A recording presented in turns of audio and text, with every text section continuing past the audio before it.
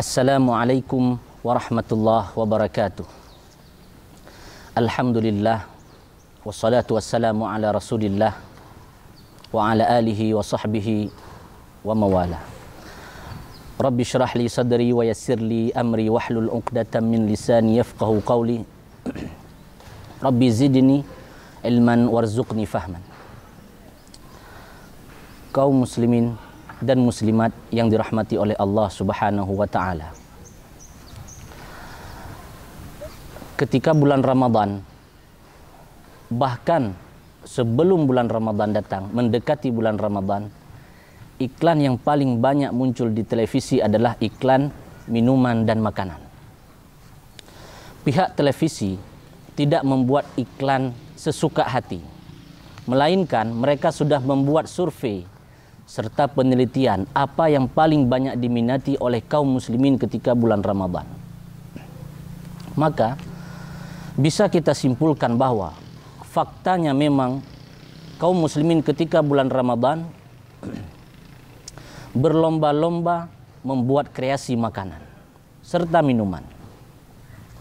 Oleh karena itu, Rasulullah sallallahu alaihi wasallam pernah mengingatkan kita ketika Abu Juhaifah mengatakan,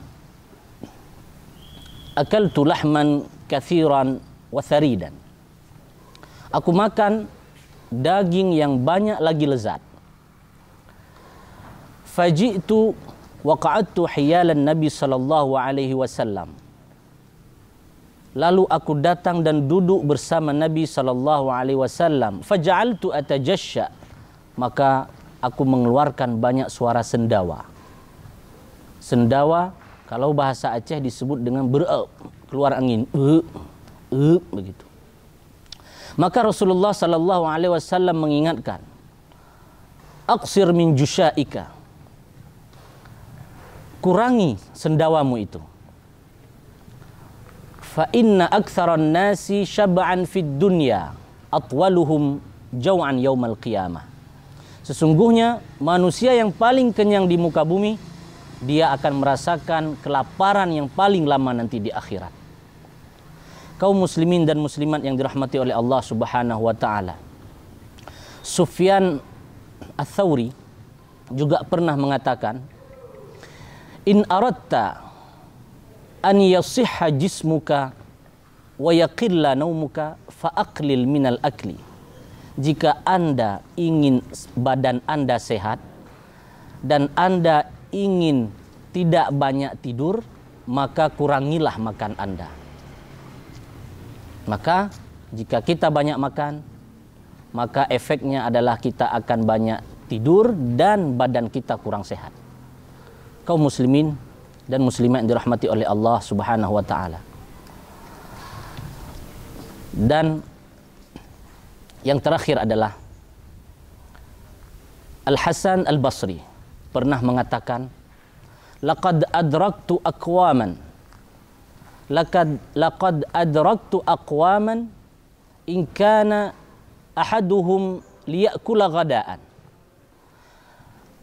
fama asa ayyuqarib syab'ahu fayumsik.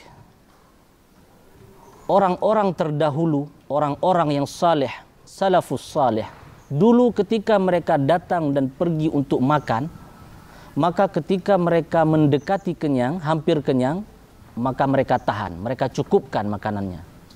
Lalu beliau melanjutkan, wallahi la in yanbidhur rajul ta'amahu lil kalbi khairun lahu min ayyakula fawqa syab'ihi. Jika dia memberikan makanan itu kepada anjing, itu lebih baik daripada dia makan sedangkan dia sudah dalam keadaan kenyang. Kaum muslimin dan muslimat yang dirahmati oleh Allah Subhanahu wa taala. Allah Subhanahu wa taala menciptakan semuanya untuk kita nikmati. Menciptakan segala sesuatu yang ada di bumi untuk manusia. Huwallazi khalaqa lakum ma fil ardi jami'a. Allah menciptakan semua yang ada di bumi untuk kalian, untuk kita manusia. Tetapi pada ayat lain Allah mengingatkan kulu washrabu wala tusrifu innahu la yuhibbul musrifin. Makanlah yang baik-baik, minumlah yang halal lagi baik, tetapi jangan berlebihan, karena Allah sungguh tidak menyukai hamba-hambanya yang berlebihan. Kaum muslimin dan muslimat yang dirahmati oleh Allah Subhanahu wa taala, kesalahan terbesar kita ketika Ramadan adalah berlebih-lebihan pada makanan. Ingat, Ramadan datang bukan untuk makan-makan, tetapi Ramadan datang untuk menguatkan iman walaupun kita dalam keadaan kelaparan. Subhanakallahumma wa bihamdika asyhadu an la ilaha illa anta nastaghfiruka wa natubu ilaik. Wabillahi taufiq wal hidayah.